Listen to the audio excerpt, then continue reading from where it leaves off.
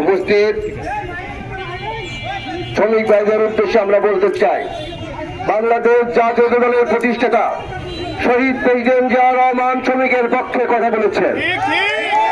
বাংলাদেশের বারবার নির্বাচিত বাংলাদেশের সাবেক প্রধানমন্ত্রী দেশ নেত্রী খালেদা জিয়া শ্রমিকদের পক্ষে কথা বলেছে। আমাদের ভারপ্রাপ্ত চেয়ারম্যান বর্তমান বাংলাদেশের বিএনপির যার দায়িত্বে সারা বাংলাদেশে সংগঠিত আমাদের তারেক রহমান ৩১ দফার মধ্যে শ্রমিকদের অধিকার নিয়ে কথা বলেছেন। তাই বন্ধুরা, আমাদের রাজবাড়ী গণমানুষের নেতা, রাজবাড়ীর ১ আসনের সাবেক সংসদ সদস্য, রাজবাড়ী গণমানুষের নেতা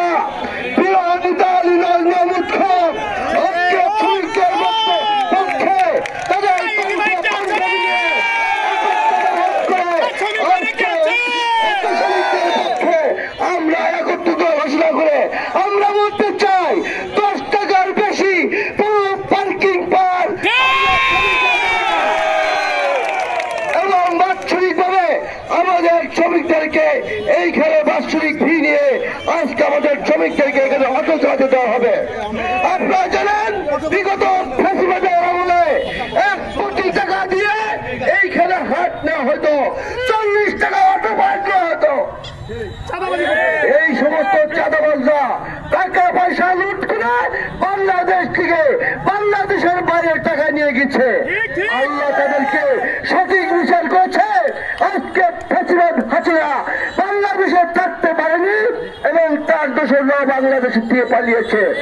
দু একজন যারা আছেন আজকে মনে করছেন গোপনে গোপনে ঘোরাঘুরি করছেন, আপনাদেরকেও ছাড় দেবেন অবশেষে। সারা বাংলাদেশের জায়গা হবে না, ফ্যাসিবাদের জায়গা বাংলাদেশের হবে না।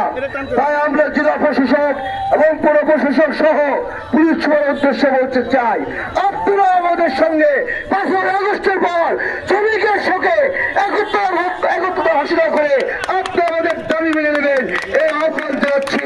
আপনাদের সবাইকে এই নিয়ে বিষয়ে যাওয়ার জন্য জেলা প্রশাসক এবং পৌর প্রশাসকে যাওয়ার জন্য অনুরোধ জানাচ্ছি। সবাই মিলে আমরা এক করছি, আওয়াজ করব, আমাদের দাবি মানতে হবে। এই সমস্ত ছেলেগুলোর মধ্যে দিয়ে আমরা জেলা প্রশাসক এবং পৌর প্রশাসককে জানিয়ে দিতে চাই, আপনারা আমাদের দাবি না মানলে রাজবাড়ীতে এই অটো শ্রমিকদের নেতৃত্বে ব্যাপক কোনো আন্দোলন করে তোলা হবে। আপনাদের বিরুদ্ধে যেটা আমরা বাধ্য হব। প্রশাসনের বন্ধুদের বলি, আপনারা যদি শ্রমিকের পক্ষে না থাকেন আমরা আপনাদের বিপক্ষে দাঁড়াতে বাধ্য হব।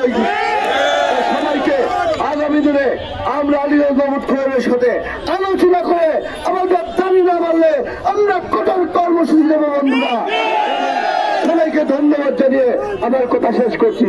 খুদা হাফেজ। বাংলাদেশ জিন্দাবাদ।